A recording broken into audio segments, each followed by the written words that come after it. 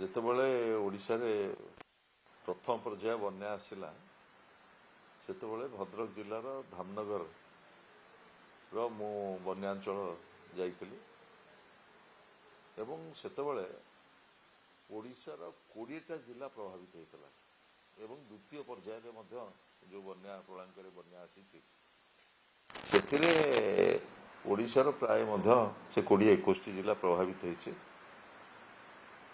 ଏବଂ ଏ ବନ୍ୟାର କାରଣଟା କ'ଣ ବୁଝିବାକୁ ପଡ଼ିବ। ଏ କାରଣ ହେଲା ଆମର ଯେଉଁ ଟ୍ରିପୁଲ ଇଞ୍ଜିନ୍ ସରକାର ଛତିଶଗଡ଼ ଓଡ଼ିଶା ଏବଂ କେନ୍ଦ୍ର ଯେଉଁ ମହାନଦୀ ଟ୍ରିବ୍ୟୁନାଲର ଗୋଟେ ଆଉଟ୍ ଅଫ୍ କୋର୍ଟ ସେଟଲମେଣ୍ଟ କରିବା ପାଇଁ ମାନ୍ୟବର ମୁଖ୍ୟମନ୍ତ୍ରୀ ସ୍ୱପ୍ନ ଦେଖାଉଛନ୍ତି, ଡବଲ ଇଞ୍ଜିନ୍ ସରକାର ଯେଉଁ ସ୍ୱପ୍ନ ଦେଖାଉଛନ୍ତି,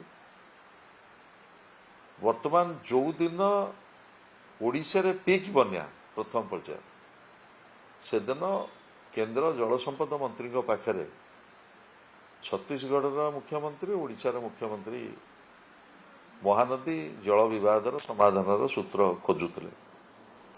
ସେଦିନ କାଲମା ବ୍ୟାରେଜ 66ଟା ଗେଟ୍ ଏକା ସାଙ୍ଗରେ ଟେକିଦେଲା।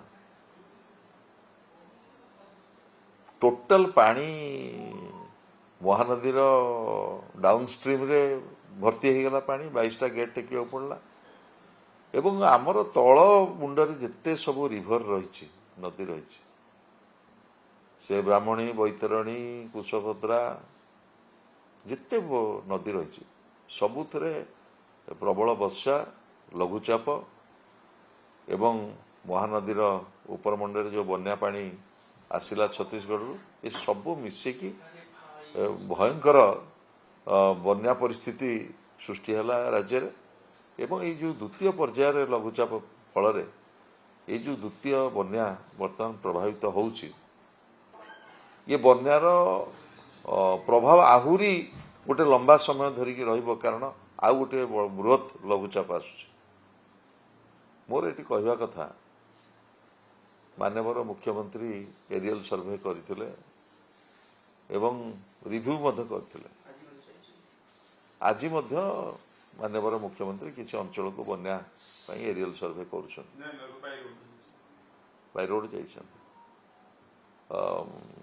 ରିଭ୍ୟୁ କରୁଛନ୍ତି। କିନ୍ତୁ ପ୍ରଥମ ଥରକ ମୁଁ ଗ୍ରାଉଣ୍ଡରେ ଅନୁଭବ କଲି, କାରଣ ମୁଁ ଧାମନଗରର ପୁରା ପିକ୍ ବନ୍ୟା 3ଟି ଯାକ ବ୍ଲକ ମୁଁ ଯାଇଥିଲି,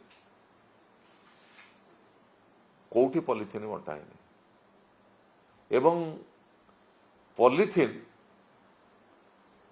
ସେଠି ତହସିଲଦାର ମାନେ ଯେଉଁ ବଣ୍ଟନ ବ୍ୟବସ୍ଥାରେ ରହିବା କଥା, କାହାକୁ ଦିଆଯିବ, କେଉଁ ସେନ୍ସସରେ ଦିଆଯିବ ଏବଂ କେଉଁ ଆଧାରରେ ଦିଆଯିବ, ସେ ଆଧାର ଏପର୍ଯ୍ୟନ୍ତ ନିର୍ଣ୍ଣୟ ହେଇନାହିଁ। ବର୍ତ୍ତମାନ ସୁଦ୍ଧା ଏଇ ଦ୍ୱିତୀୟ ଫ୍ଲାସ୍ ଫ୍ଲଡ୍ ଚାଲିଛି, ପଲିଥିନ୍ କାହାକୁ ଦିଆଯିବ ସେ ନିଷ୍ପତ୍ତି ହେଇନି। କିଛି କିଛି ଲୋକଙ୍କୁ ଦେଇଛନ୍ତି, ବିଜେପି ଦଳର ନେତାମାନଙ୍କୁ, ମଣ୍ଡଳ ସଭାପତିମାନଙ୍କୁ, ସେମାନେ ତାଙ୍କର ଯାହାକୁ ପାରିଲେ ତାକୁ ବାଣ୍ଟୁଛନ୍ତି।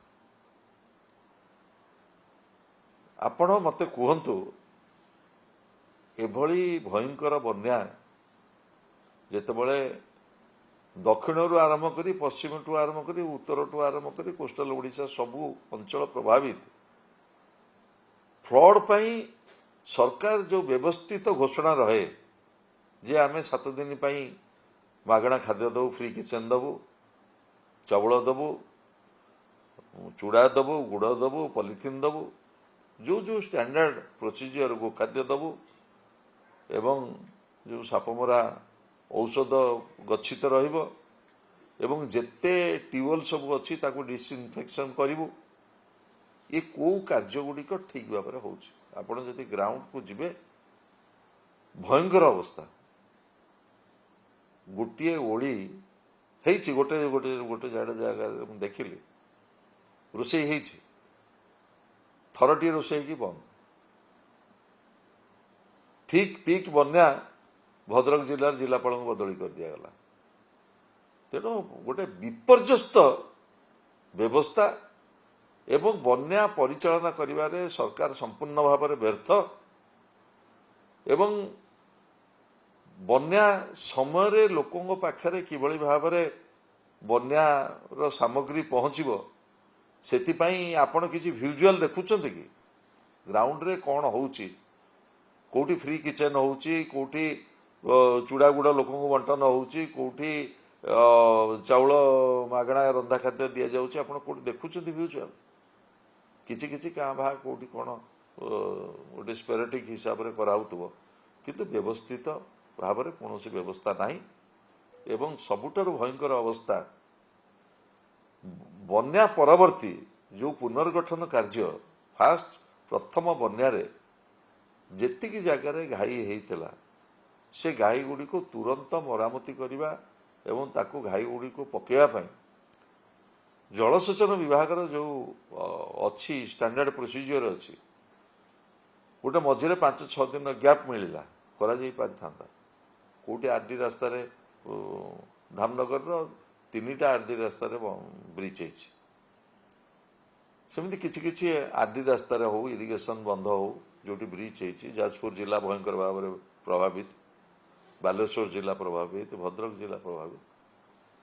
କୌଣସି ପ୍ରକାର ବ୍ୟବସ୍ଥିତ ଭାବରେ ସବୁ ବିଭାଗ ଭିତରେ ସମନ୍ୱୟ ନାହିଁ।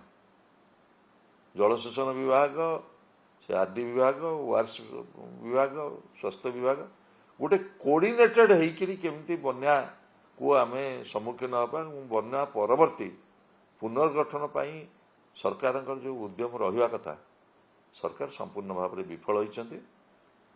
ଏବଂ ଗଲା ଫାଷ୍ଟ ଫ୍ଲଡ଼ରେ ଆମ ଦଳ ନେତୃତ୍ୱମାନେ ପୁରା ଲୋକଙ୍କ ପାଖରେ ଥିଲେ, ଜନସାଧାରଣ ପାଖରେ ଥିଲେ। ଏବଂ ଆପଣ ଦେଖିଥିବେ ମଧ୍ୟ ତାର ଇନପୁଟ୍ ବହୁ ଜାଗାରେ ଆମର ପ୍ରତିନିଧିମାନେ ଥିଲେ। ଏବଂ ବର୍ତ୍ତମାନ ଦ୍ୱିତୀୟ ପର୍ଯ୍ୟାୟ ରାଜ୍ୟରେ ଏଇ ଯେଉଁ ଭୟଙ୍କର ବନ୍ୟା ପରିସ୍ଥିତି, ଏ ବନ୍ୟା ପରିସ୍ଥିତି ଗୋଟେ ଲମ୍ବା ସମୟ ଧରିକି ଚାଲିବ, କାରଣ ଆଉ ଗୋଟେ ଲଘୁଚାପ ଆସୁଛି। ତାକୁ କିଭଳି ଭାବରେ ବନ୍ୟା ସମୟରେ